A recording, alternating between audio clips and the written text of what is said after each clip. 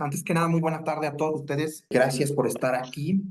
Importante mencionar que en esta unidad encontramos con nosotros a la doctora Sonia Mayra Pérez Tapia, quien es profesor investigador titular del Departamento de Inmunología de la Escuela Nacional de Ciencias Biológicas del Instituto Politécnico Nacional de Ciudad de México y profesora de Inmunología de la Facultad de Química de la UNAM. La doctora Sonia Mayra Pérez Tapia es química farmacéutica bióloga, egresada de la Facultad de Química de la Universidad Nacional Autónoma de México, con maestría y doctorado en Ciencias e Inmunología en el Instituto Politécnico Nacional. La doctora se ha especializado en la innovación, desarrollo, evaluación y regulación de biológicos y biotecnológicos para su uso humano, innovadora, educadora y representante de la nueva generación de científicos emprendedores en nuestro país. Quiero mencionar que fue seleccionada por la revista Forbes en 2000 y 2021 como una de las mujeres de mayor influencia en nuestro país. Pues es un gusto, un placer que la doctora pueda compartir pues sus conocimientos para con nosotros en esta unidad. Pues adelante, doctora Sonia, es un gusto y un placer que ustedes se encuentren con nosotros en esta tarde. Pues muchísimas gracias por la invitación. La verdad es que es para mí también un placer estar con ustedes el día de hoy. Y pues bueno, a mí me toca esta primera parte, el marco jurídico y referencial aplicable a las fases de investigación preclínica y clínica. Y a mí me gustaría comenzar este intercambio con ustedes con la misma diapositiva que ustedes ya tienen, la imagen que ya tienen y nada más un breve panorama para colocarlos contextualmente de lo que vamos a platicar y del por qué es importante conocer el proceso de desarrollo de un producto, de una vacuna o de un bioterapéutico o un medicamento y cuáles son las regulaciones aplicables para esas diferentes etapas. Entonces, brevemente, ya me presentaron, pues bueno, yo soy Mayra Pérez, tengo experiencia en el desarrollo, soy inmunóloga, primero fui científica y después empecé a compartir en el área regulatoria y posteriormente ya me metí al desarrollo de lleno, al desarrollo de productos y eso pues hizo necesario que conociera yo la regulación mexicana y la internacional. De hecho, justo en este momento yo estoy fuera del país, estoy en Boston. Vine justamente a hacer una auditoría a una empresa que hace servicios preclínicos en bioensayos, para bioensayos y para modelos animales y lo vine a auditar. Es una empresa enorme, padrísima, espectacular, que hace modelos modelos preclínicos o no clínicos de actividad biológica y farmacocinética en ratones y en ratones modificados genéticamente.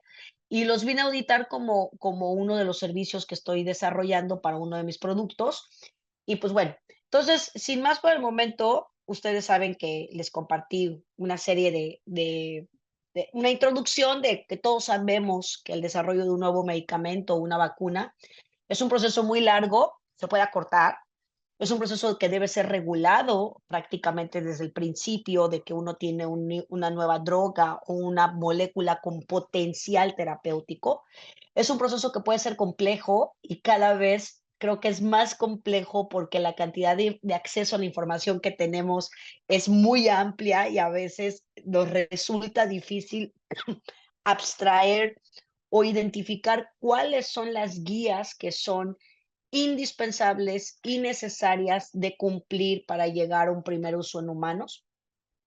Y también sabemos que para que la entidad regulatoria otorgue un registro sanitario debemos de cumplir con tres características, que son las características que vamos a escuchar todo el tiempo: calidad, seguridad y eficacia de los productos. Sin embargo, existen varias preguntas que como desarrolladores o como agentes regulatorios siempre nos debemos de preguntar. ¿Cuáles son los requisitos mínimos que debe de cumplir una molécula antes de su primer uso en humanos? ¿Cuántas pruebas son suficientes para demostrar su seguridad?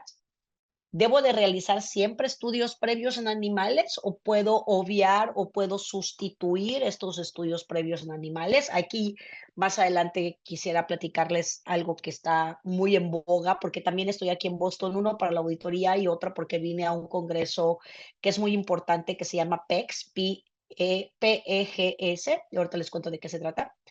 ¿Cómo seleccionar a nuestras especies de prueba para evaluar la seguridad? Eh, También es importante saber si en nuestro país o en Latinoamérica se cuentan con instrumentos regulatorios aplicables a la investigación preclínica. Sabemos que hay instrumentos regulatorios aplicables a la investigación clínica y esto es donde creo yo que como país tenemos un poco, mucho, no un poco, sino mucho más información acerca de qué hacer. ¿Cómo identificar estos instrumentos aplicables a la investigación preclínica que debo utilizar? Y esas son algunas de las preguntas que nos hacemos tanto los desarrolladores de nuevas moléculas como los evaluadores de las mismas y que espero que en este periodo de tiempo podamos contestar. Sí, entonces, este es un dibujito que me tomé la libertad de generar, es de mi cabezota, ¿sí? Entonces, por favor, por supuesto que podemos platicar acerca de ellos. Y es un poco nada más para mostrarle desde mi perspectiva la gran diferencia macro que hay entre nuestra entidad regulatoria y algunas otras entidades regulatorias con respecto al seguimiento de la innovación de los productos. Para una servidora, México tiene un sistema regulatorio o una estructura regulatoria que no permite el acompañamiento de productos innovadores. Nuestro esquema regulatorio está prácticamente diseñado para evaluar productos que fueron desarrollados o innovados en otra parte del mundo. Es por eso que nuestra agencia, nuestro sistema, nuestro marco normativo no evalúa la fase no clínica como parte de un requisito regulatorio previo al estudio clínico. Sí que lo evalúa cuando nosotros vamos a solicitar un registro sanitario, pero cuando se somete un CTD, cuando se somete ya el dossier completo, ahí tenemos el módulo preclínico y ahí debe de ir la información. Pero para los innovadores, en México no existe la oportunidad de tocar a la agencia regulatoria y de preguntar si los ensayos que se están realizando son suficientes para conocer la seguridad y para ir a un primer uso en humano. Entonces, en esta pequeña línea del tiempo donde puse las actividades no clínicas, cada vez está más aceptado el uso de no clínico. Hay una diferencia entre ejercicios preclínicos y ejercicios no clínicos, ¿sí? Que ahorita les voy a decir en la parte clínica y la parte de la autorización. Este ejemplo es un ejemplo de anticuerpos o de vacunas, puede ser ocupado para cualquiera o para medicamentos farmacoquímicos. La primera etapa es un descubrimiento y una optimización de la molécula. La primera etapa es cuando se valida el target o el blanco terapéutico y se empieza a obtener una nueva droga o un nuevo medicamento con potencial terapéutico. Posteriormente viene una etapa en donde nosotros escalamos y verificamos la factibilidad, la developability de esa molécula y hacemos la molécula a escala laboratorio. Y es en este momento en donde empezamos a establecer los atributos críticos de calidad de la molécula que nos van a acompañar durante todo el desarrollo del producto de la molécula en la fase no clínica y posteriormente ya en la fase clínica y en la fase de desarrollo farmacéutico. Luego vienen todos los estudios preclínicos in vitro, los estudios preclínicos in vivo, los ensayos de seguridad, seleccionar los modelos animales adecuados cuando existan especies relevantes. Hay fármacos donde la única especie relevante son monos, son Cynomolgus monkeys, y no se pueden hacer ejercicios preclínicos o no se deben hacer ejercicios preclínicos porque realmente el acercamiento que más real que podemos tener a lo que va a suceder en el humano se realiza solamente con monos. Y esto nos pasa en muchos bioterapéuticos donde la especie relevante tiene que ser sí o sí monos sin homólogos o alguna especie modificada genéticamente que permita emular el MOA o el mecanismo de acción de la molécula, y generalmente son animales transgénicos o animales modificados en alguna parte sustancial del mecanismo de acción. Luego viene el desarrollo farmacéutico y un escalamiento para la fabricación del medicamento en la fase clínica y posteriormente todos los sometimientos para los protocolos clínicos de fase 1, de fase 2 y de fase 3, que eso está perfectamente bien delimitado en nuestra entorno regulatorio. Inclusive ya tenemos un sistema digitalizado para el sometimiento de protocolos clínicos.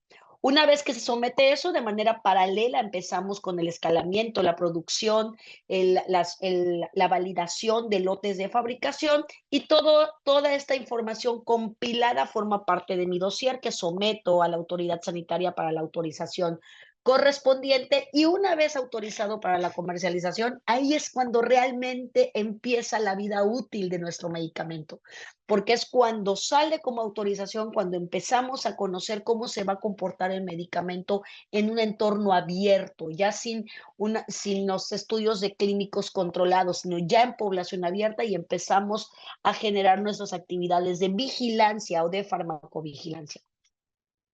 Mi diapositiva lo que pretende es mostrarles cómo en la parte de arriba, de las primeras flechas hacia arriba, es cuando los desarrolladores empiezan a tener contacto con la entidad regulatoria. Empiezan, de hecho, en Estados Unidos y en Europa existe una figura que se llama IND. ¿Qué significa esto? Que es el primer dossier pequeñito, la información de este nuevo producto en investigación.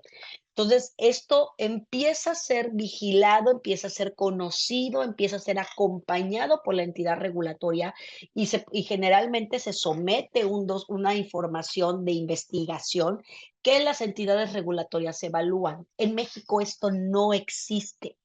¿Sí? Nuestro primer contacto para los desarrolladores en nuestra entidad regulatoria es cuando sometemos a evaluación el estudio de fase 1, y recae en los comités de investigación y en los comités de ética en investigación la potestad de evaluar si es suficiente la información de seguridad y de eficacia que está proporcionando el desarrollador.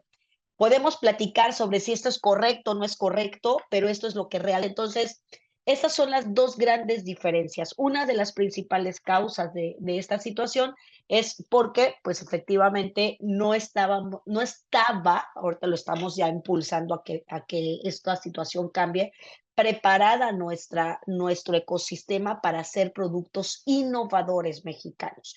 Y generalmente se veía a la investigación que se hacía en México como únicamente la investigación clínica, que es la investigación, y muchas veces ustedes ven los protocolos autorizados por la COFEPRIS, la gran mayoría, el porcentaje, más del 98% de los protocolos son fase 2, 3. Sí, prácticamente no hay estudios de fase 1 los estudios 1 que existen son en proporción mucho menores comparados con los estudios de 2 y 3. Ahora, ¿cuáles son los instrumentos regulatorios? ¿Cuáles son las guías que yo debo de seguir para poder desarrollar o cumplir con un requisito regulatorio? ¿Qué debo de contener? ¿Qué información debo de generar para poder llegar suficientemente protegido a mi estudio clínico, ya sea de fase 1, y qué información debo de proveer posteriormente en mis demás estudios clínicos de fase 2 y fase 3? Todo esto lo voy a encontrar en las guías que me van a permitir cubrir un requisito dependiendo de la entidad regulatoria o la entidad normativa a donde vaya yo a someter mis estudios. Entonces, este es el primer bosquejo general. Hay ustedes van a encontrar varios bosquejos de desarrollo, y es importante saber cuáles son las guías o dónde buscar esta información. Estoy seguro que si ustedes tuvieron la oportunidad de navegar por las diferentes páginas que les proporcioné o leer los documentos, te van a dar cuenta que puede ser un mundo de información y uno tiene que estar muy claro, leer mucho para poder plantear una estrategia dependiendo del producto, dependiendo del tipo de producto, del uso al cual va a ser destinado, dependiendo de la indicación terapéutica a la que vayamos a destinar, dependiendo del tipo de regulación a la que vayamos a querer aplicar, es decir, si queremos aplicar en México, en Estados Unidos, en Europa, en Australia, en Japón, en China, en la India o en Argentina, tenemos que saber que cada requisito normativo depende de la entidad regulatoria donde vayamos a someter nuestro primer uso en humano o donde vayamos a pedir nuestra primera autorización a nivel mundial. Entonces, hay diferentes formas de visualizar esquemáticamente el desarrollo. Todas coinciden en que primero es una parte de escalada, la parte no clínica, los estudios de fase, el sometimiento, la evaluación regulatoria, la manufactura comercial que puede hacerse en paralelo y la seguridad y el monitoreo. Después de pandemia, es importante que ustedes sepan que muchas de los dogmas regulatorios que existían, pues tuvieron a bien agilizarse, romperse, ¿sí? Porque si antes se pensaba que la secuencia de estas actividades era justamente así, secuencial. Primero terminaba yo una actividad y luego empezaba la otra, terminaba yo mis estudios preclínicos y entonces empezaba el desarrollo farmacéutico y hoy estamos claros a nivel mundial que eso no es así, que pueden caminar diferentes actividades, que el ejercicio no clínico es todo aquel ejercicio que se lleva a cabo previo o inclusive posterior al primer uso en humanos o a los estudios clínicos. Hay algunos productos que ameritan un desarrollo de formulación o un cambio de estabilizadores posteriores al primer ensayo clínico y todo eso se considera no clínico, es decir, toda aquella investigación que tengo que hacer para soportar la seguridad, la calidad y la eficacia fuera de mi entorno clínico. Inclusive hoy día el concepto de no clínico está tomando todavía mayor relevancia con el uso de algunas tecnologías digitales, de inteligencia artificial, que inclusive nos van a permitir predecir con mayor certeza cómo se va a comportar a nivel de seguridad un farmoquímico, un bioterapéutico o una vacuna. Entonces, eh, ¿hasta aquí alguna pregunta,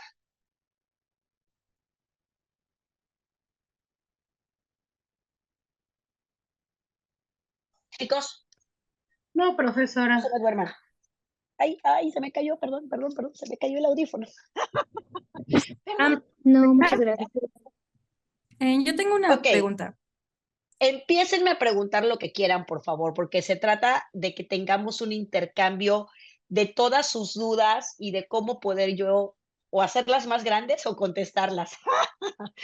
A sus Yo tenía, órdenes. bueno, se me hizo interesante esa parte que comentó que solo hay ciertas vacunas o desarrollo de vacuna que se hacen en monos. ¿Hay alguna norma que nos haya comentado donde especifique qué tipo de desarrollo tiene que ser en monos o dependiendo de la formulación de la vacuna?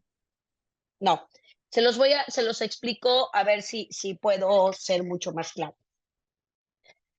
Los biológicos en general se dividen en los biológicos son todos aquellos productos o principios activos que derivan de algo vivo, ¿sí? O sea, pueden ser bacterias, recombinantes, virus que ya casi no se ocupan, pero vacunas desarrolladas, ya saben, vectorizadas, los diferentes tipos de vacunas.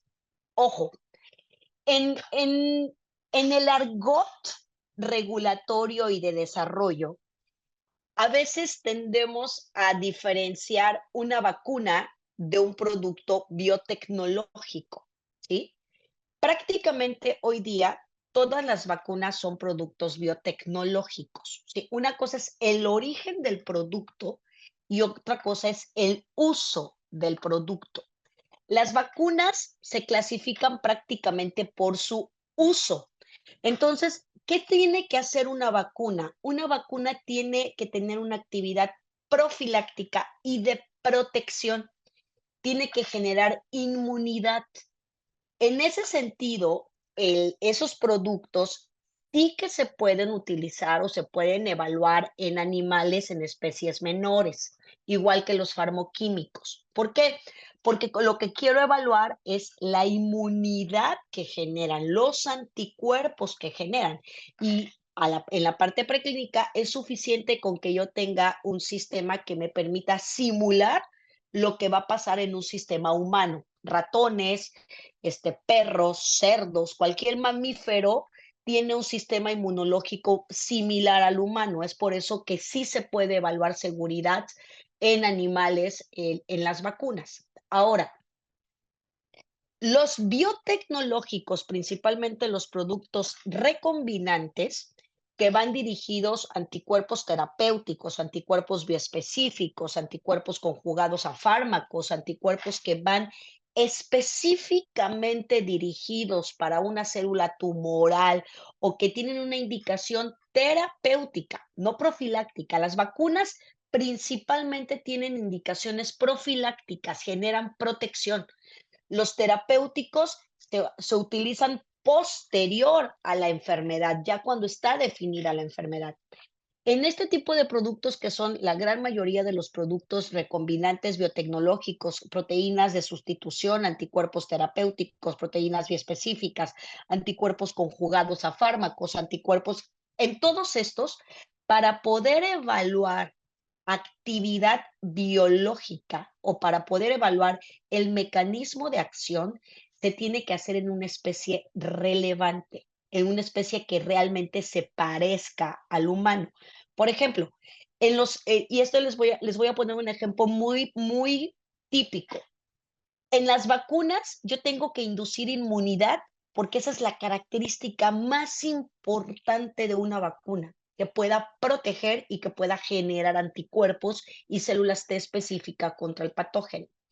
En un recombinante, en una proteína terapéutica, por ejemplo, un anticuerpo anti-TNF-alfa, la inmunidad no tiene que ver con la característica de actividad biológica, tiene que ver con la toxicidad.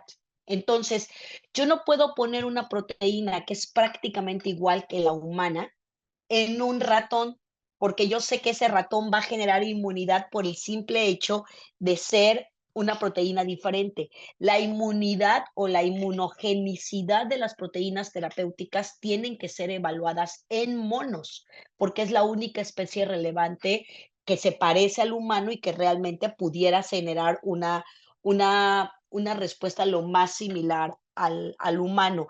Y en este caso, la característica de inmunogenicidad en las proteínas se evalúa principalmente durante los ensayos clínicos. No sé si con esto te diferencio. Generalmente, cuando me refiero a especies relevantes, ¿en qué especie voy a probar qué función? En vacunas puedo probar inmunidad en cualquier mamífero si yo quiero, como parte no clínica, como parte preclínica. En anticuerpos terapéuticos o en recombinantes o en biotecnológicos, Sí, es similar al humano o hacerlo en mono. Y la inmunogenicidad es sí o sí en mono, a fuerza. Es lo perfecto, más que sí. se parece a nosotros. Muchísimas gracias, maestra. O inclusive, en el caso de la inmunogenicidad, que es un tema apasionante, si quieren algún día les doy una clase de inmunogenicidad de proteínas terapéuticas nada más. En el caso de inmunogenicidad, los desarrolladores lo que están haciendo hoy y se acepta a nivel regulatorio es que antes de llegar al fase 1, hacen una predicción de la inmunogenicidad y esa predicción se puede hacer a través de software. Se hace una predicción por inteligencia o se hace una predicción por sistemas, por softwares que ya tienen cargados epítopos de T y esa información se acepta por la entidad regulatoria. Además, evaluar inmunogenicidad, hacer estudios en monos. ¿Alguno de ustedes tiene idea cuánto cuesta un estudio en monos? ¿Tienen una idea? Así, digo, ojo chicos, Y esto también es conceptual.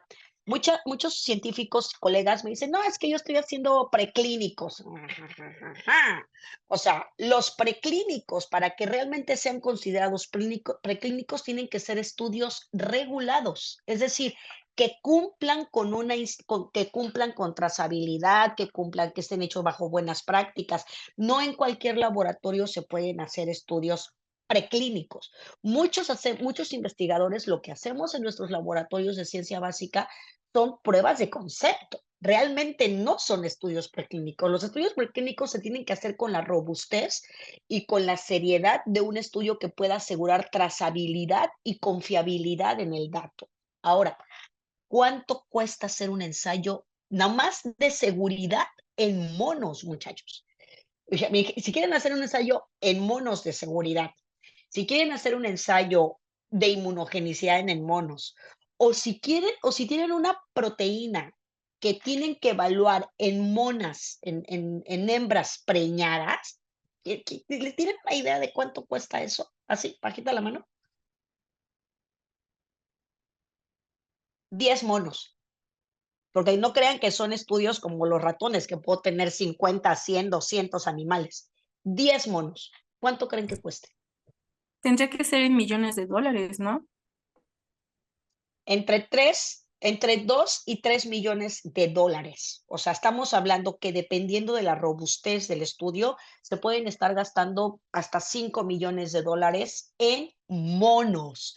De hecho, nosotros en México no tenemos ninguna compañía que haga estudios regulados en monos. Es complicado hacer estudios en Cynomolgus monkey. Bueno, es complicado, me refiero a la logística. No que sea complicado la manipulación del mono, sino aparte no creas que son monos gigantescos, son unos monitos, son bastante eh, fáciles de manejar, pero hay que ser muy cuidadosos con cómo viven, cómo se mantienen. Los animalarios para mantener monos tienen unas características de seguridad muy particulares. Los animales no se pueden reutilizar muchas veces, o sea, los periodos de limpieza son muy largos, el animal se envejece. Entonces, por eso es que es tan caro hacer ensayos en monos, y cada vez más hay una política internacional a disminuir el uso de animales. Entonces, ahí tenemos un tema, pero sí, varios millones de dólares, muchachos, mucho. De hecho, yo creo que en la parte preclínica, al momento del desarrollo, creo que los ensayos en monos y la manufactura bajo buenas prácticas de laboratorio para el primer uso clínico es lo que más dinero se lleva, sin duda. Preguntas, veo muchas manos levantadas.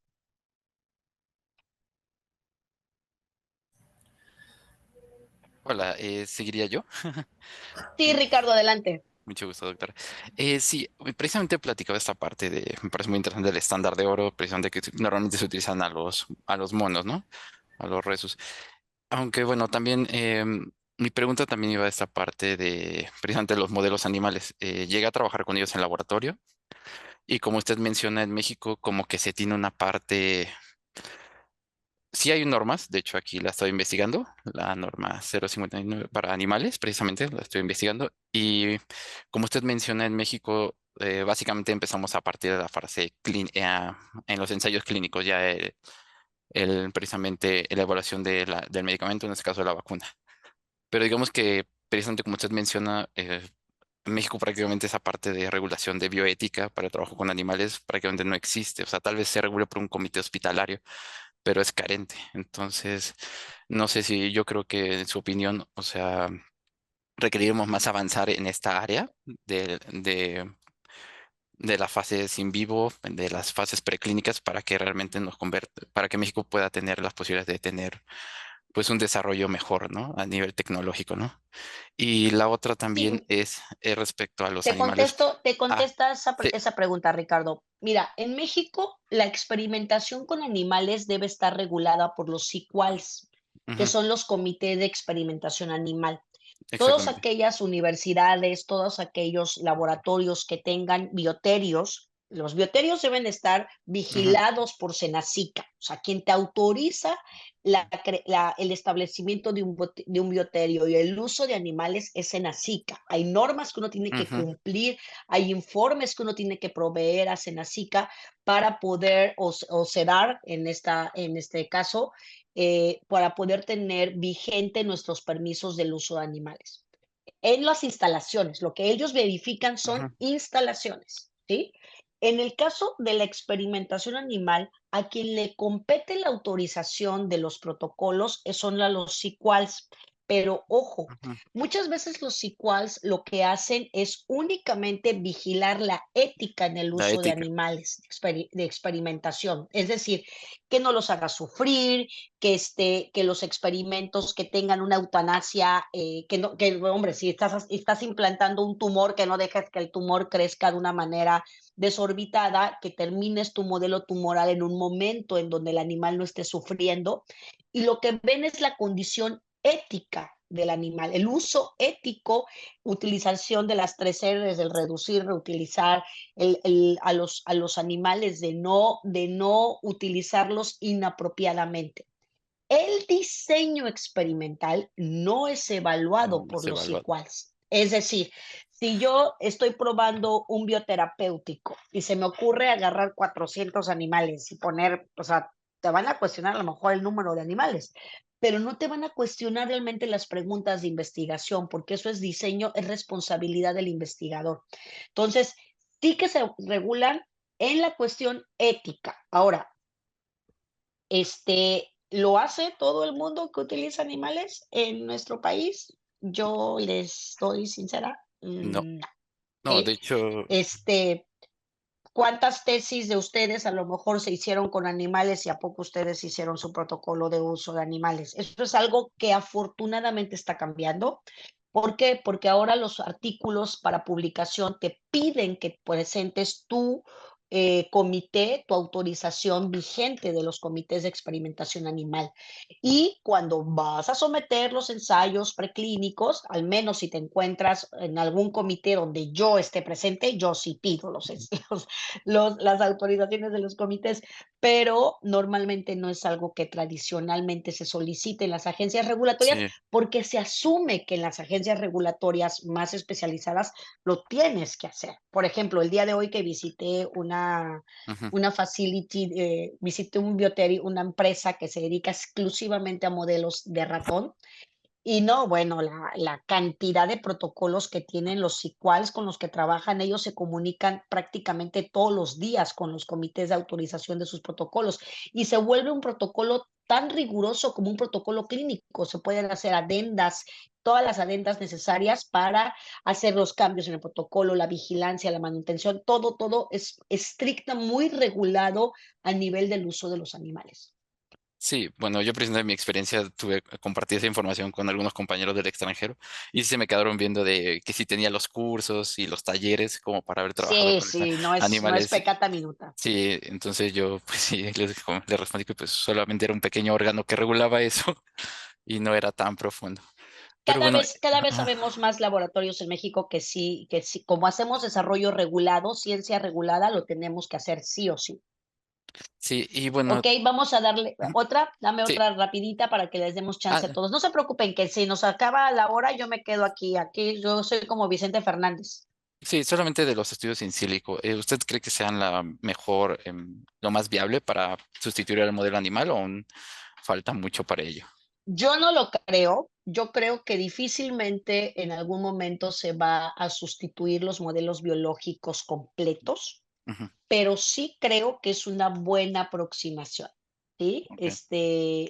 Hay softwares que te permiten aproximarte y que hombre, hay un margen y de todas maneras lo tienes que demostrar en el laboratorio, pero no es lo mismo. Si ya sabes que esto va a morder, pues pruebas que va a morder en 10 animales en lugar de probarlo en 100, ¿no? Por ejemplo. Y además, acuérdense que no necesariamente la ausencia de toxicidad involucra que se Ujú, vaya a eliminar el desarrollo. O sea, nosotros debemos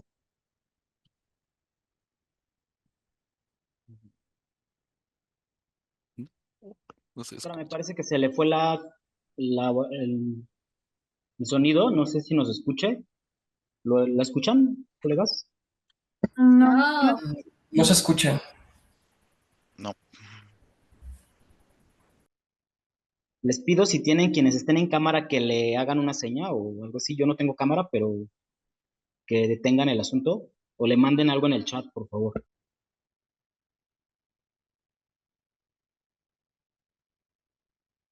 De hecho, el chat soluciona más, ¿no? O sea, por escrito. Gracias. Que detengan un poco el asunto.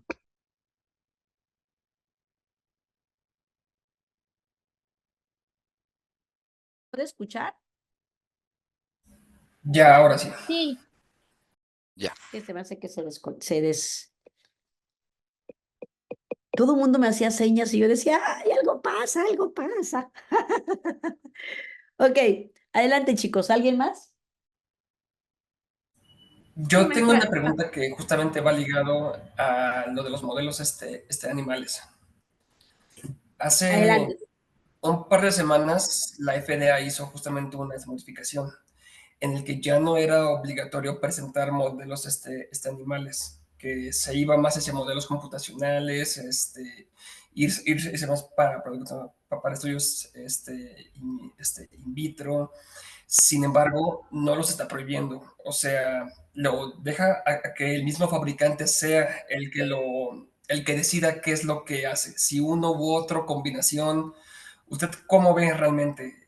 ¿Cree que en algún momento sí se migre completamente hacia modelos computacionales, hacia in vitro, o se mantenga todavía la misma proporción para los estudios in vivo, justamente con los modelos animal? Mira, yo creo, muchas gracias por tu pregunta. ¿Quién me está preguntando eso? Yo, Luis Gerardo. Luis Gerardo, ¿dónde estás? Luis Gerardo Alcalá. Mira, Luis, yo coincido, celebro que la FDA haya dicho eso, ¿sí? En Europa ya tiene mucho tiempo que se venía sostenidamente teniendo una política de reducción en el uso de animales, ¿sí? El asunto es que aquí entra mucho el criterio de quien evalúe el documento o la información y entra mucho y es bien importante aquí el acompañamiento regulatorio previo al primer uso en humanos. ¿Sí me Claro. explico? O sea, FDA y EMA lo pueden hacer porque desde la innovación ellos están viendo cómo se está desarrollando, cuál es el perfil de seguridad de las moléculas que están utilizando.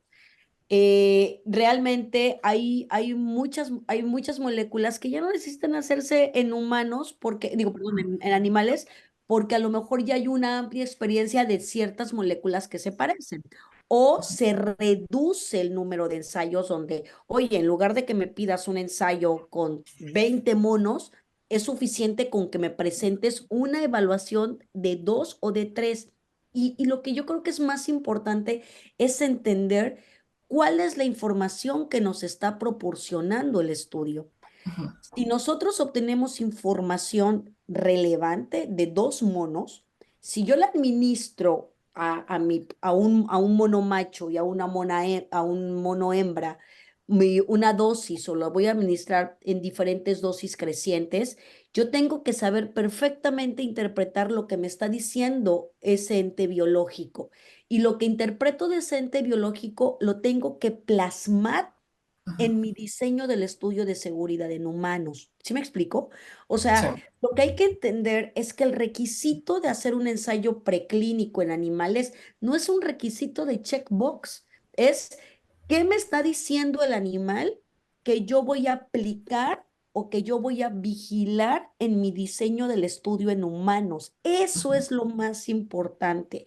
A veces yo creo que se malinterpreta y cuando uno no visualiza, a ver, al animal engordó o el animal tuvo ciertas anomalías hepáticas, ¿no? O bueno, entonces eso me está dando una señal de que al momento que yo volteo, diseño mi estudio de fase 1, tal vez voy a pedirle en mis primeras administraciones un perfil hepático, venir las transaminasas, estar más atenta a lo que pasa a nivel hepático en el humano. Entonces, a mí me parece que es muy bueno Yo insisto, creo que los animales nos van a seguir sirviendo para darnos esta primera visión, este primer acercamiento de la estrategia y efectivamente lo pueden hacer porque ellos se evalúan desde la primera etapa del desarrollo de la innovación. Imagínate en México o sea, bueno, no sé, imagínense en México que no tenemos una entidad regulatoria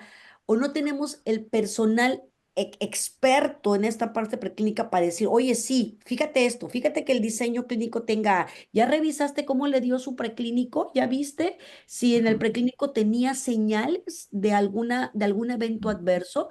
De hecho, hay muchos medicamentos que paran su desarrollo después de un fase 1 y lo que hacen los desarrolladores es regresarse al preclínico. Si paran el desarrollo en el fase 1 y decir, oye, mira, pasó algo, o tuvo alguna crisis o tuvo alguna manifestación clínica evidente, se regresan al preclínico para revisar qué fue lo que no vieron y volver a rediseñar el ensayo. Sí, ¿Sí? realmente yo ¿Sí, creo que Clara?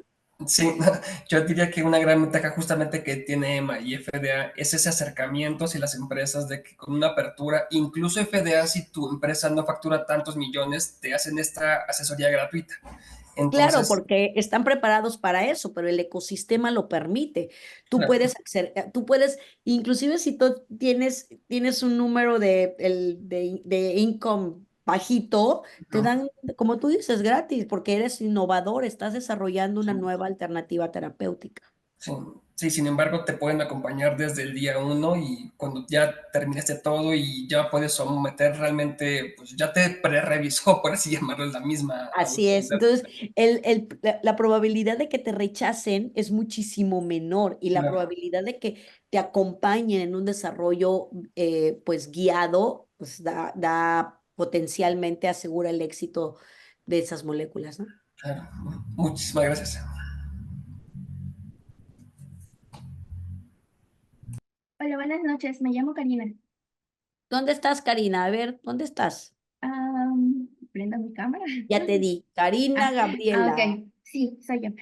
Tengo una duda con respecto a todo lo que pasó ahora por la pandemia de COVID-19. Entiendo pues que fueron autorizadas las vacunas por uso de emergencia, pero a mí lo que me genera duda es entonces, ¿cuál sería la diferencia entre la autorización por uso de emergencia y cuando es otorgado un registro sanitario? Si en ambos casos se autorizó el uso de esa vacuna porque se garantizó la calidad, seguridad y eficacia, ¿qué lo hace diferente? Muy interesante tu pregunta, Karina, y voy a ser lo más concisa posible. El uso de emergencia es justamente eso, el uso de emergencia. Estábamos en una situación atípica de necesidad mundial. Entonces, una de las perspectivas que cambió o de los modelos que cambió fue justo esta parte secuencial que les contaba yo, ¿no? Que primero terminabas el paso A, luego el B, luego el C, luego el D, y eso te hacía un proceso típico, tradicional de muchos años en el desarrollo de una vacuna. En el uso de emergencia, por ejemplo, te permitieron salir sin haber terminado tus pruebas de estabilidad. Sí, normalmente, ese es un ejemplo lo más burdo posible. Generalmente, cuando tú sales al mercado, tú tienes que presentar tus pruebas de estabilidad acelerada, a corto plazo, a largo plazo, bla, bla, bla, bla, bla. Pero para eso necesitas tiempo. Y lo que no teníamos en un uso de emergencia era tiempo. Entonces, se analizaron con base en el riesgo cuáles eran aquellos requisitos que se podían dejar para después. Entre ellos, ya saben, a lo mejor las estabilidades, la validación de un método analítico, la validación de los 3 lotes de producción, detalles que tenían que ver mucho más con procesos que si tú te aseguras la producción o eres una empresa controlada, sabes que lo vas a hacer, pero que ya no estaban condicionando la asequibilidad de la vacuna. Eso es uno. Dos, muchos cuestionamientos con respecto a la rapidez en el desarrollo y para uso de emergencia es las primeras vacunas que se autorizaron fueron vacunas que ya tenían la plataforma vacunal evaluada en su seguridad, tal vez con otro antígeno, tal vez con otro antígeno expresando en las vectorizadas o inclusive las vacunas de RNA ya tenían evaluaciones de seguridad con otro antígeno, ya sabían cómo se iban a comportar y eso en el ensayo de riesgo fue suficiente para permitir su siguiente paso y el paso a fase 1 y rápidamente llegar a fase 2. Entonces, lo que cambia es esa clasificación de uso de emergencias como decir, oye, te doy chance de que salgas al mercado. Yo sé que no me cumples todos los requisitos a pie de puntillas, pero te voy a dar el tiempo y las empresas que salieron al mercado siguieron proporcionando sus requisitos al grado que varias de ellas después ya no solamente tuvieron la clasificación de emergencia, sino ya tuvieron un registro sanitario como tal, porque ya cumplían con todo lo requerido como típicamente se solicita. ¿Sí te contesté, Karina? Sí, maestra, me quedó claro. Gracias.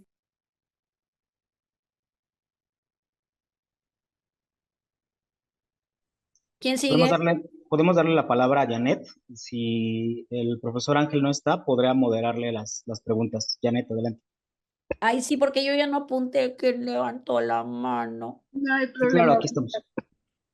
Janet, adelante. Gracias. Bueno, primero es un comentario y luego dos preguntas. Yo soy médico de formación, entonces en la parte clínica y a veces apoyo en la parte de docencia. Y algo que he observado de unos 5 años para acá es que desde que se utilizan modelos o maniquís, ya no hay la parte de detección fina de algunas situaciones que llegan a pasar. No voy tan lejos. ¿Modelos o qué, perdón, dijiste? No te O entendí. maniquís. O maniquís. Ah, maniquís, los figuritas estos. Sí. O de silicona. Entonces, bueno, eso también va ligado con la parte de los estudios. Antes teníamos que practicar pues en cadáveres, en animales y después en personas, ¿no? Ahora nos quitaron toda esa parte y si algo he notado es que los chicos ya no tienen la habilidad de detectar cuando una vena puede ser bien funcionada y cuando ya no.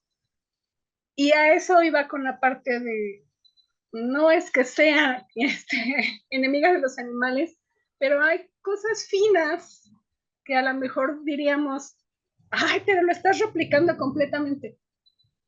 No, yo lo vivo en la práctica, entonces yo sé que implica muchas cosas de ética, que implica mucha cuestión, pero hay detallitos finos, como usted decía, a lo mejor en moléculas que ya son conocidas, totalmente de acuerdo, pero en cosas nuevas no voy tan lejos. Una marca nueva de un Punzocat, no le puedo platicar todas las cosas que yo he visto, ¿no? Me pueden demostrar que el filo de la aguja está bien y han tirado 10 porque ya en humanos no funcionan. Entonces, al menos yo tengo esa parte de, híjole, es que hay cosas en donde sí habría que ser como muy, muy cuidadosos. Ese nada más era comentario de Coincido absolutamente contigo. Hay modelos, hay que tener un equilibrio y de eso depende que haya expertos que puedan entender esta situación como tú lo dices. Lo que es completamente novedoso, sí o sí, debe de pasar por una vigilancia más estricta. Totalmente de acuerdo. Muy bien. Y mi pregunta es en lo siguiente. Mi área más es de trabajo en medicamentos vitamínicos y fórmulas de alimentación entera.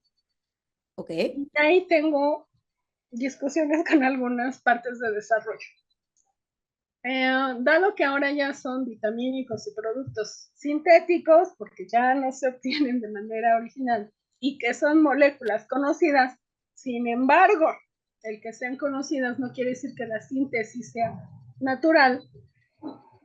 ¿Cómo evaluamos la parte de la eficacia y la seguridad? Porque si bien es cierto que las dosis no son como para provocar consecuencias graves y que las indicaciones son muy específicas, pues yo tengo esa laguna a la hora de hacer la evaluación de estos productos. La literatura que tengo es de los 80s, los 60s, los estudios, no hay estudios para estas moléculas, entonces me siento así como en, ok, y entro en la parte de por qué me dicen, ¿no? Pero son vitamínicos, sí, pero son sintéticos, pero son vitamínicos, ok, entonces, híjole, si me pudiera dar una luz. Híjole, Janet, qué buena pregunta, qué buen comentario. Y lo que te voy a decir, me están grabando, ¿verdad? Pero ni modo. Pero lo que tú me dices con vitamínicos es la línea delgada que sucede con vitamínicos, con cosméticos, con medicamentos complejos, con inclusive con alimentos, ¿sí? El cosméticos no voy muy lejos. Todas estas cosas que hoy están para que uno se vea hermosa y preciosa y que te hacen dermoabrasiones y que te hacen cosas y que luego te ponen literal factores de crecimiento obtenidos de una célula que vayan ustedes a saber de dónde salió o que se ponen, eso es una línea muy delgada entre qué debes regular, qué debes vigilar sin caer en la sobreregulación, ¿sí? Sin caer en el exceso del temor y de la vigilancia. ¿Sí me explicó? Y este es el gran reto para todos los que trabajamos en la regulación sanitaria. El gran reto. ¿Por qué? Porque la falta de conocimiento siempre te lleva a la sobreregulación y eso no necesariamente es bueno, ¿sí?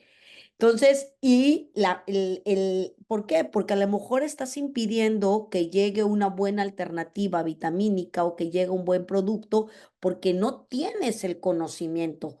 Pero tener el conocimiento no significa solamente tenerlo en papel, sino significa hacer un análisis de riesgo de hasta dónde debo de y quién toma las decisiones. En México es una mezcla entre no sobreregular, entre tener el conocimiento, entre saber interpretar y en tener expertos o sistemas colegiados que tomen esas decisiones. Les voy a poner un ejemplo. No me gustan los ejemplos porque luego pues, dicen que yo me la paso comparando, pero a ver, en Europa hay comités expertos para todo, ¿sí? Para todo. O sea, se reúnen diferentes comités dependiendo. Bueno, terapias avanzadas, no les quiero contar. Terapias avanzadas se sale completamente de la caja regulatoria. Nosotros en México tendemos a tener una regulación muy rígida, ¿sí? O sea, el regulador por definición es una caja. Si no te salgas de la caja porque entonces te cierro, ¿no? Y realmente la investigación, la innovación, la técnica nos hace que esa caja, las cosas que debemos de controlar de manera estricta, caen en una cajita chiquita. Lo demás es con base a criterio técnico científico, pero hay que generarlo, construirlo y regularlo. Entonces, mi recomendación ahí es, aun cuando sea literatura de los 80, hay que ser muy cauto y si no la tienes, vigilar qué es lo que pudiera pasar, porque hay muchas cosas que puedes inferir en una sobredosis, en una persona, irte al peor caso, ¿no? Aunque sean vitamínicos, ¿qué pasa si tomo de más? ¿Qué pasa que si estoy ante una persona con una deficiencia de alguna enzima? ¿Qué pasa si en los extremos y hacer un análisis de riesgo bien soportado? Pero esto que tú dices, Janet, es un problema en todo el mundo, donde los reguladores tenemos que hacer cada vez más una regulación basada en ciencia y no una regulación basada en un checkbox, en un checklist. Sí, hay que tener criterios al momento de la aplicación de la decisión regulatoria o de qué productos evaluar. Por ejemplo, en el caso de los cosméticos que les cuento, yo me acuerdo una vez, me llegó un producto que era, fíjense nomás, era un biotecnológico. Para mí, si me lo clasificas por producto, es un biotech, ¿sí? monocapa de células, le quitan el cultivo de arriba y esa parte de arriba lo convierten en producto, te lo ponen en un frasquito, lo tienen que transportar en frío, llegan a las clínicas dermatológicas, agarran un roller, no sé si los conozcan ustedes, eso es como un cepillito de esos con los que nos alaciamos el pelo, pero tienen una graduación y son agujas y te hacen así con el roller, ¿no? Entonces te hacen piquetes, te hacen muchos piquetitos así en toda la cara y entonces te ponen aquella crema que es mil cultivo con un montón de factores de crecimiento. Y yo cuando los vi dije, ¡oh my God! Claro, a las 2 semanas tienes la piel como bebé. Por supuesto, estás estimulando. Pero esos productos, el control biológico que tienen que tener, no es el mismo control biológico que les puedo decir, que un labial. Sí, imagínate una persona que tenga una susceptibilidad para generar cicatrices queloides o que tenga una susceptibilidad o que tenga iniciando un tumor de piel, le pones aquello con factores de crecimiento y bueno, ha habido unas reacciones de cosas espantosas. Ahí es a criterio.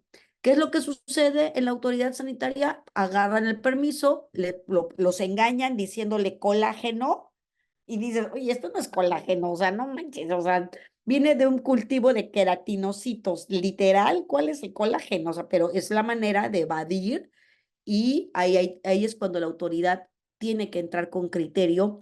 Y yo voy más a ese tipo de productos, a entrar con una regulación más tirada hacia la vigilancia que tirada hacia la autorización. Pero todavía nos hacen falta muchos años más para migrar hacia allá. Muy bueno tu comentario, Muchas ¿eh? gracias. A ver si no te confundí más, pero criterio. No, está bien. Gracias. Gracias. Ixel, damos la palabra a Ixel. Muchas gracias, doctora. Gracias. Buenas tardes, doctora. Mucho gusto. Un placer, Ixel. Yo tengo dos preguntas. La primera es, yo estoy en el área de bioequivalencia, estoy en tercero autorizado. Entonces, pues hacemos estudios para medicamentos genéricos. El punto es que nos hemos encontrado con algunas nuevas combinaciones que ya están registradas y existen en el mundo. Sin embargo, en México no tenemos registros. Y pues mi pregunta va encaminada, si ya hay evidencia de a lo mejor la eficacia, las ventajas, la seguridad de esas combinaciones, ¿es necesario realizar nuevos estudios de eficacia y seguridad o estudios clínicos para México? ¿O ya aplicaría ser, digamos, un genérico de un medicamento que ya está a nivel internacional probado y con un registro en otra entidad regulatoria? Qué buena pregunta. Oye, chicos, qué buenas preguntas. En el deber ser, pues te dirían que tendrías que ser, agarrar y compararte, ¿no? O sea, hacer una comparación básica, pero para mí, si yo tuviera que tomar la decisión, si te puedes comparar con pruebas básicas que no ameriten hacer un estudio clínico, pues ¿para qué haces un estudio clínico? ¿No? O sea, si ya tienes un producto registrado en otra parte del mundo y pues bueno, no pasa nada, siempre y cuando no estés invadiendo algún tema de protección intelectual y nos tengamos que meter con ese tema legal. Pero eso no es un tema regulatorio, eso es un tema que se ve en otra ventanilla y entre empresas. En el margen regulatorio no debería de pedirse más estudios, ¿no? Si ya tienes un genérico o un innovador, perdón, que utilice la misma combinación y que tenga eficacia comprobada. Nomás deberías de tomarlo como referencia. Ok. Deberías, Bueno, pero creo que eso no pasa. sí, que eso no pasa. Exactamente. Sí, a veces somos muy cuadrados ¿saben lo que pasa? Yo no soy parte de la COFE, ¿eh? Pero vivo lo mismo que ustedes viven con la COFE. Y me siento parte de la COFEPRIS, aunque no trabaje yo literalmente con ellos, porque a veces es muy difícil encontrar un equilibrio, porque nuestro sistema regulatorio no nos lo permite. Si no lo pones en una norma, pues los fabricantes se van por la tangente, ¿no? Si no lo pones claramente, o sea, tenemos muchos artilugios para no cumplir la regulación. Entonces, a veces esto nos lleva a una sobreregulación sin que necesariamente sea lo más adecuado, pero pues es lo que tenemos que hacer para mantener al menos la seguridad. Otra cosa que también tenemos es que los cambios en nuestra normativa, por el tipo de normativa que tenemos, son cambios muy lentos, ¿sí? Yo sé que el reglamento de insumos para la salud grita que lo cambiemos, ¿no? Pero nos llevamos años en un cambio que debería ser un poco más ágil, y otra vez es por la forma en la que está concebido nuestro sistema regulatorio. Otras partes del mundo lo tienen como guías, lo tienen como recomendaciones, y realmente hay una cultura del cumplimiento normativo que no hace que sea tan pesada la generación de normas y nos llevemos tanto tiempo. En México eso es lo que nos pasa. Yo creo que si poco a poco pudiéramos ir cambiando la forma en la que emanamos esas guías, sería mucho más fácil poder ajustarnos rápidamente a estos cambios sin esperar a modificar toda una norma oficial, ¿no? Claro. Muchas gracias, doctor. Y la segunda pregunta es con respecto al uso de placebo. Entiendo que, bueno, he revisado artículos, no sé, de los 90 y era tal vez como bastante común, 80s, 90s, el uso del placebo. Después empezamos como a regular esta parte o a hacer un poquito más estricto el uso del mismo. Sin embargo, se sigue usando. Entonces, ¿qué consideraciones deberíamos de tomar en el diseño de algún estudio clínico para usar placebo? Híjole, eso es una cuestión ética. Y yo no sé si ustedes han enfrentado que luego, desafortunadamente, para algunas personas, yo entre ellas, creo que a veces hay falsos líderes de opinión tomando decisiones o generando conflictos. Y todo mundo, todos los médicos piensan que el único, bueno, no todos, pero muchos médicos piensan que el único estudio que es válido es un controlado contra placebo. ¿O a poco no? ¿Sí? Porque eso fue lo que aprendieron hace 20, 30 años en sus universidades. Los estudios clínicos han ido evolucionando con el tiempo, y justamente así como hay como hay esta regulación para la reducción del número de animales, el uso de animales o el no uso de animales, hoy nos estamos enfrentando, sobre todo los clínicos, a los diseños de estudios clínicos bien vanguardistas. Cada vez estamos más enfrente a diseños clínicos del mundo real, ¿sí? Sí, sí, Ha sí. habido, hay una, ¿cómo le podría llamar? Un movimiento mundial en la investigación clínica que está direccionando la investigación clínica a ya no basarse únicamente en estos estudios tan cerrados, con criterios de inclusión tan estrictos, porque realmente eso no pasa en el mundo real. En el mundo real, cuando nosotros estamos utilizando un fármaco o una nueva molécula, estamos ante sujetos que tienen combinación de otras enfermedades, y el hacer un estudio tan restringido pudiera no permitirnos ver efectos adversos o ver complicaciones o a lo mejor sinergias o a lo mejor otro tipo de mecanismos. Y en esos, o me voy hacia los estudios con productos o en enfermedades donde es última opción.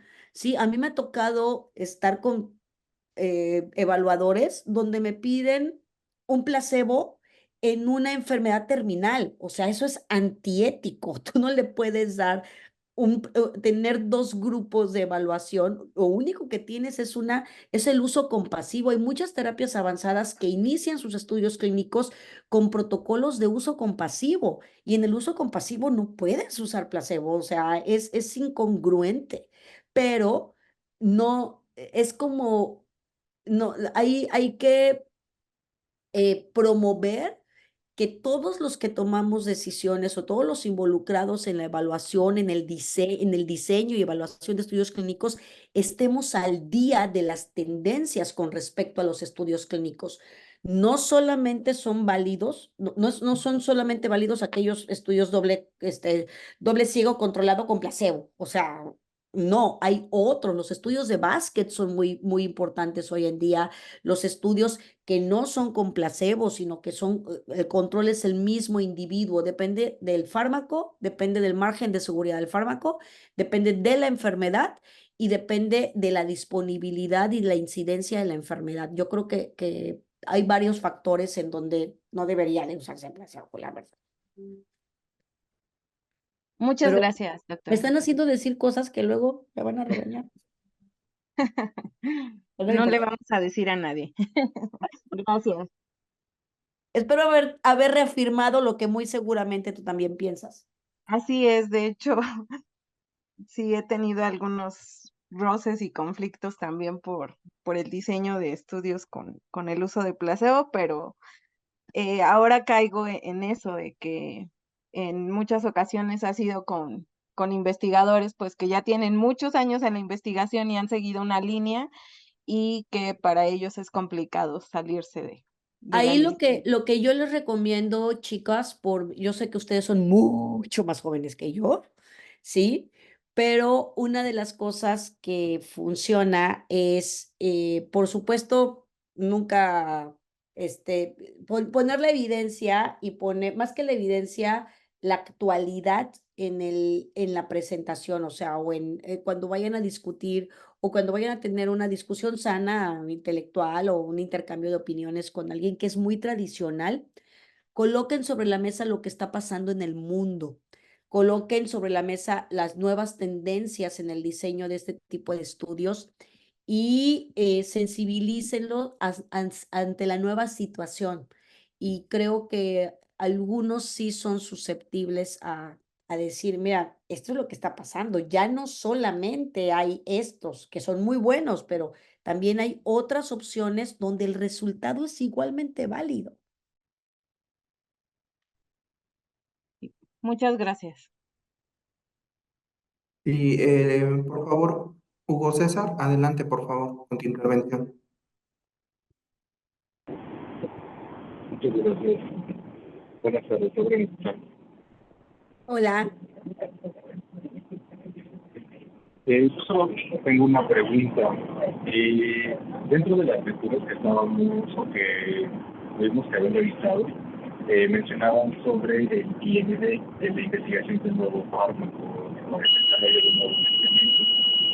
Conforme a los tres tipos que se clasifican de los IND, en la clasificación se encuentra uno, o más bien una clasificación que se llama uso de emergencia, retomando lo que comentaba la compañera Karina hace un momento. Permite a la FDA autorizar el uso de un medicamento experimental en una situación, básicamente es uno de emergencia que no da tiempo para presentar un IND ante la FDA. Pero dentro de esta misma clasificación se utiliza para pacientes que no cumplen con los criterios de un protocolo de estudio ya existente, o en todo caso, si no existe un protocolo de estudio global.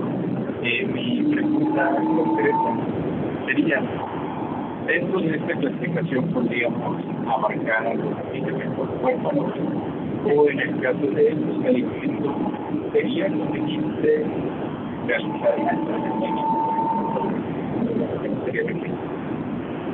Híjole, Hugo César, no sé, ¿alguien le entendió la pregunta de Hugo César?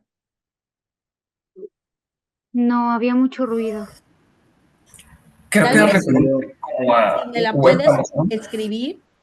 Si podrías escribirla, por favor, para solucionar el tema de sonido, Hugo. Muchas gracias. Por lo pronto le damos la palabra a Aarón para optimizar tiempo. Gracias. Y si nos puedes escribir tu pregunta porque vemos que tienes o escuchamos que tienes problemas de sonido. ¿Sí me escuchan? Sí, Aaron, gracias. Ok. No, es muy interesante todos los comentarios. Ya me están poniendo a estudiar un poco más. Sí, es que digo, no sé si el año nos alcance para entender tanta ciencia, la verdad. Bueno, como para continuar con estos temas, ya me generaron pues, más inquietud, ¿no? Y la verdad es que a mí ahorita me interesaría saber, como futuros especialistas, qué necesitamos saber de en lo que sería la parte clínica y preclínica. Digo, sabemos que estamos haciendo una especialidad en regulación de medicamentos y vacunas, ¿no? Entonces, ¿qué realmente me debo de enfocar? Porque veo que son distintos temas, ¿no? Desde el diseño de una molécula hasta que sale y los diferentes diseños de estudio, etcétera, ¿no? Pero realmente en la regulación, ¿qué es lo que necesito yo saber? Digo, sé que va enfocada en el país en que estemos, pero en México en específico.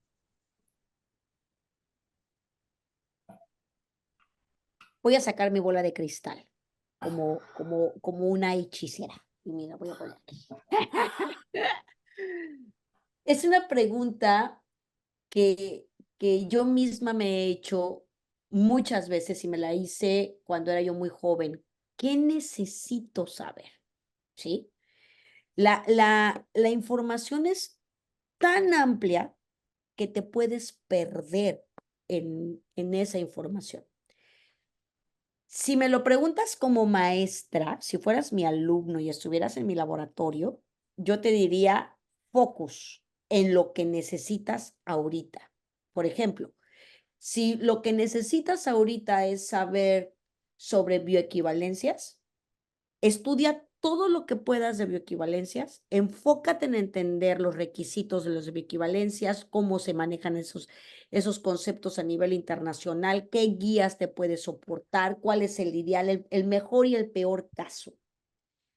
Si no es bioequivalencia, si lo que te interesa tal vez son estudios clínicos, entonces yo te diría, métete a todo lo que estudia profundamente estudios clínicos, agarra un solo tema y vuélvete amante de ese tema, experto, ávido de ese tema en un mes. Y lo único que leas es eso, tú, pero compara lo que se está diciendo en México, lo que se escribe en México, lo que se regula en México con otros 2 países. Y léete solamente eso. El campo de la regulación sanitaria es tan amplio que es difícil ser experto en todo. Y lo que creo que es importante es saber dónde buscar la información y cómo empaparse rápidamente de esa información. Además, déjenme decirles que como vamos íntimamente acompañados de la ciencia, conforme avance la ciencia, se queda atrás la regulación. Y esto es una carrera interminable. La ciencia va para acá y la regulación va. Entonces, es tan dinámico que siempre tenemos que estar en constante aprendizaje. Entonces, mi recomendación sería, enfócate, tal vez si apenas estás entrando al conocimiento regulatorio, entiende nuestra estructura normativa, magnifícala, vela bien y luego agarra un tema y lee. Agarra otro tema, selecciona las guías y lee. Agarra otro tema y lee. Y ten paciencia para entender. No pases a un segundo tema si no entiendes el primero. Y encuentra cuál es el tema que más te gusta. Y sobre todo, si lo encuentras, especialízate en eso y te vas a dar cuenta que es apasionante la regulación.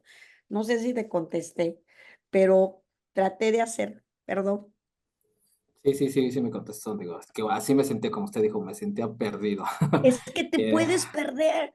Si alguien te dice, oye, vamos a hablar de vacunas, o sea, entraron a las páginas, hay una cantidad de guías para vacunas impresionante.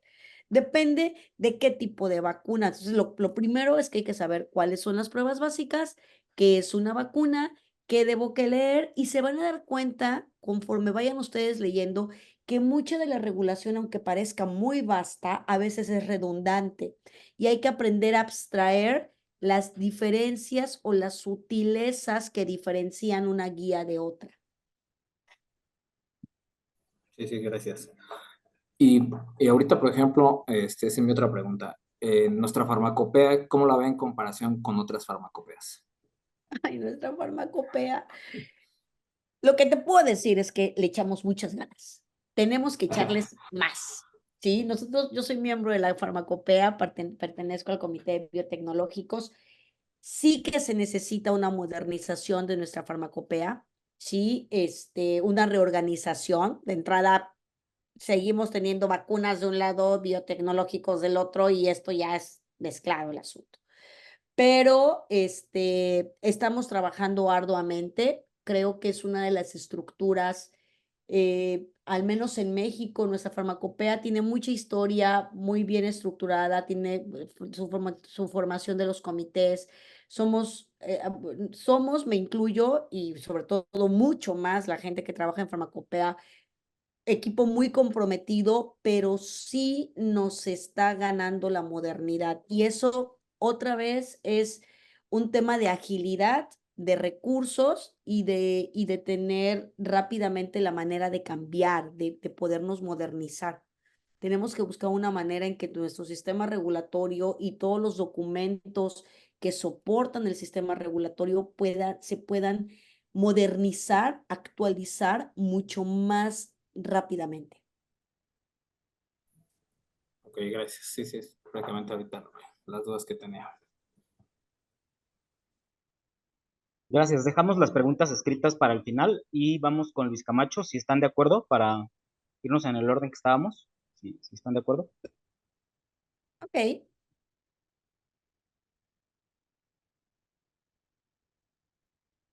¿Me tienes apagado el micrófono, Luis Camacho? ¿Me escuchan? Muchas gracias. Mi nombre es Luis Camacho y bueno, yo estoy en el área de farmacovigilancia y desde esta área pues veo ciertos puntos a mejorar en cuanto al desarrollo preclínico. Y bueno, con base en esto principalmente veo que se evalúa la toxicidad en este desarrollo. Sin embargo, si existiera el caso en el que no se detectara información o un riesgo relacionado al medicamento, como lo fue en el caso de la talidomida, ¿podría un medicamento regresar a la fase no clínica una vez ya comercializado y con años de experiencia en el mercado? Porque principalmente, bueno, en farmacovigilancia, cuando detectas un riesgo relacionado, por ejemplo, con toxicidad reproductiva o carcinogenicidad, pues solamente lo colocas como una preocupación. Sin embargo, pues ya no regresas al desarrollo no clínico. ¿Podría regresar un medicamento? Yo creo que dependería del nivel de riesgo y los resultados que te estén dando ese evento adverso. Algunas veces sí se regresa como parte de la investigación, soportas la investigación, soportas los resultados y los entregas a tu entidad regulatoria, y la entidad regulatoria determinará si te mantiene el registro o si pone unas condiciones nuevas de seguridad en tu producto. Pero sí deberías.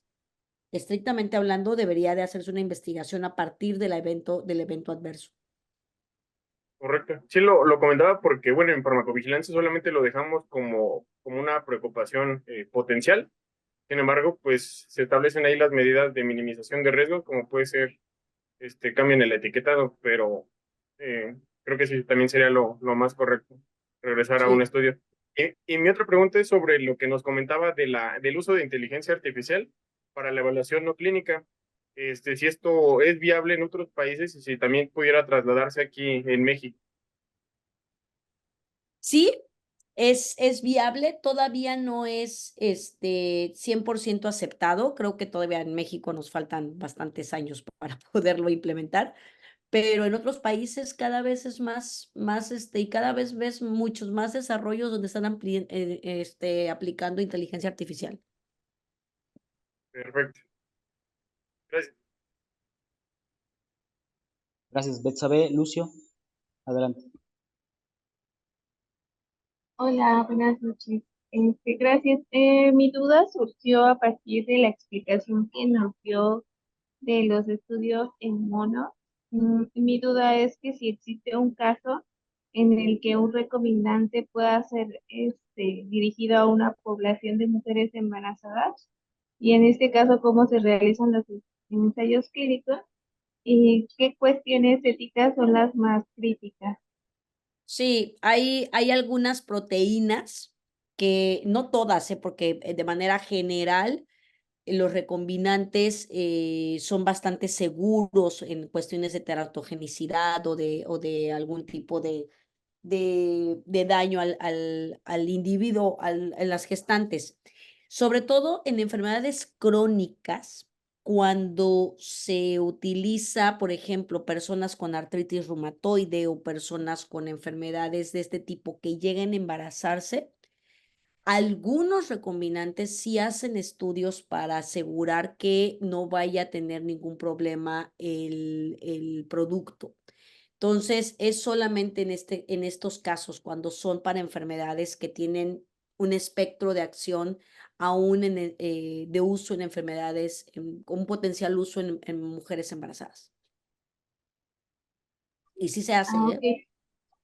Bueno, es que mi duda surgió más porque mi ensayo que se solicitó para esta unidad lo hice sobre la isotretinoína, que es un medicamento que es para el acné, pero se tienen como resultados de que produce cierta mutación con algo parecido a la talidomida. El Pero son producto, farmoquímicos, corazón. En los farmoquímicos es mm, completamente diferente que en las proteínas. En los farmoquímicos puedes hacer estos ensayos de teratogenicidad o impacto en gestantes en ratones. a eso solo se aplica ratón. Sí, ahí sí, Entonces, para farmoquímicos es mucho más sencillo hacer seguridad porque los puedes hacer en otras especies que no son, que no es como los monos en las proteínas, que son especies relevantes. Cuando haces proteínas o terapia celular, generalmente las especies relevantes son primates, o sea, son monos sinomólogos o ratones transgénicos. En farmoquímicos y vacunas, la seguridad sí la puedes evaluar en otras especies, ratones, ratas, cobayos, perros, cerdos, hasta pescados, no más que pescados, peces, diferentes modelos se pueden utilizar. muchas gracias. Gracias. Miriam Pérez, por favor. Sí, buenas noches. Buenas noches, Miriam. Maestra, primero que nada, pues muchas gracias por toda la información. Para mí es algo nuevo. Yo me dedico al área de los dispositivos médicos, entonces, bueno, también tengo mucho que comentar ahí con respecto a los nuevos productos dermatológicos, ¿no? Pero bueno, solamente tengo una duda que me gustaría saber su opinión. ¿Usted qué opina acerca de la gestión regulatoria que llevamos en México? Por lo que yo entendí, primero, bueno, además del ensayo preclínico, que generalmente, como comenta, casi no se hace en México, ya entendí que es por tema económico también, y debido a que después de esto se hacen los ensayos clínicos, fase 1, 2 y 3, según lo que entiendo, después de tener el informe del ensayo clínico, se somete esto a una opinión al al Comité de Moléculas Nuevas, donde ahí bueno, yo creo a lo mejor ya me estoy yendo un poquito más arriba, pero tengo mucha duda ahí, donde este comité ya da una opinión favorable o no favorable, y es ahí donde yo entiendo que a lo mejor después de todo este gasto que existió con los ensayos clínicos, con los preclínicos, y si al comité en este caso no tuviéramos una opinión no favorable, yo creo que aquí, no sé usted qué opina acerca de esta gestión, si la estoy entendiendo bien o no, Y más que nada por el tema económico, ya sabemos que en México pues es un poquito complicado ese tema de que, bueno, generalmente aquí es más, tenemos más fabricantes de medicamentos genéricos con respecto a medicamentos de referencia. Entonces me gustaría saber ahí, ¿usted qué opinión tiene acerca de toda esta gestión que lleva, el camino que es largo, la economía y todo, con respecto a otros países y a la regulación que se presenta? ¿Qué opinión tengo? Debe ser mejorada, ¿sí? Uno de los grandes retos a nivel regulatorio es dar certidumbre a los productores, a los innovadores, a los desarrolladores. Y nuestro proceso es incierto en los tiempos, es incierto en los requisitos, es incierto inclusive en el tipo de evaluación. Entonces, creo que es un gran reto que tenemos como agencia poder hacer nuestros procesos mucho más certeros para así fomentar la innovación, fomentar el desarrollo y fomentar la economía y tener una agencia mucho más ágil, pero sin duda creo que son mejorables, totalmente. Te puedo poner Ok, muchos ejemplos. Llegas a moléculas nuevas ya con un desarrollo prácticamente terminado y resulta que te regresan al estudio de seguridad, ¿no? Después de sí, hacer un fase exacto. 1, 2 o 3, y tú dices, ¿what? ¿Sí? O llegas a moléculas nuevas y a alguien no le gustó el diseño del estudio, cuando moléculas nuevas no tendría por qué definir sobre el diseño del estudio, porque supone que es un estudio que ya te aprobaron en COFEPRIS previamente. ¿Sí me Ujú. explicó? Creo que hay muchas cosas que tienen que ser perfectibles y que deben de generar certidumbre. Ese es el reto, hacer nuestro proceso certero. Ok, sí, sí lo entiendo. Bueno, en comparación con los dispositivos, por ejemplo, extranjeros, sí hay una certidumbre ahí, una incertidumbre importante porque, bueno, lo vemos mucho con los dispositivos. Sometes un nuevo, pasan 2, 3 años, no tenemos ahí respuesta y ya se descontinuó. Entonces, yo creo que ahí, pues sí lo veo un poco ahí enfocado con respecto a los medicamentos, pero en este caso me llama mucho la atención por el costo altísimo que tenemos. Entonces, bueno, esa nada más era mi pregunta, comentario y pues muchísimas gracias. Gracias. Ya podemos ir como acotando. Faltan 2 preguntas escritas. Le damos después de las preguntas escritas la palabra a Karina, que levantó la mano por última vez. Si no me equivoco, ya no hay más manos levantadas, doctora. Entonces, pues, voy a dar lectura a la pregunta de Hugo, que dice, conforme a los 3 tipos de IND, en la clasificación uso de emergencia IND, permite la FDA autorizar el uso de un medicamento experimental en una situación de emergencia que no da tiempo para presentar una IND de acuerdo con 21 CFR SEC 312.23, 312.20. También se utiliza para pacientes que no cumplen con los criterios de un protocolo de estudio existente o si no existe un protocolo de estudio aprobado, ¿se podría clasificar a los medicamentos huérfanos? Bien, es una pregunta que supongo que también la elaboró desde donde venía, que había mucho ruido. Eh, si gusta, la puedo volver a leer, doctora, o usted indíqueme. Yo preferiría que me la mandaras porque no la entiendo muy bien, o si me la puede mandar de nuevo, Claro, a mi Hugo, correo, claro que sí. y Sí, no le sé si hacemos, pudiéramos ir cerrando ya, chicos, porque yo me tengo que retirar. claro, sí. Listo, pues le hago este comentario a Hugo por correo y se le hacemos llegar, doctora. Y Gloria Gabriela dice, doctora, yo también tengo demasiado ruido acá en donde estoy, pero mi pregunta va más enfocada a la tarea de investigación preclínica y clínica, ya que no sé si el informe debo poner de manera detallada los estudios preclínicos y clínicos que se le hicieron al medicamento o vacuna de elección. Si también lo prefiere, doctora, también le Lo hacemos más esto. importante, donde debe uno de presentar la mayor cantidad de información preclínica y no clínica, es para la solicitud del fase 1. Ese es nuestro gran reto.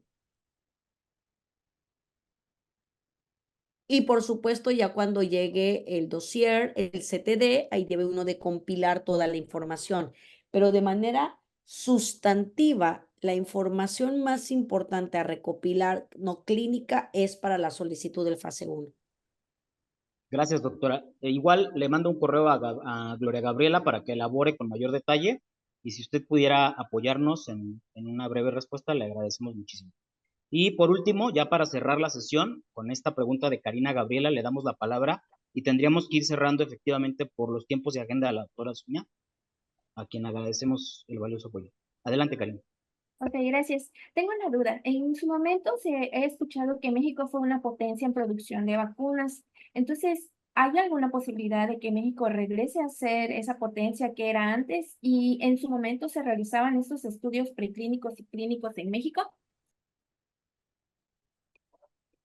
Gracias.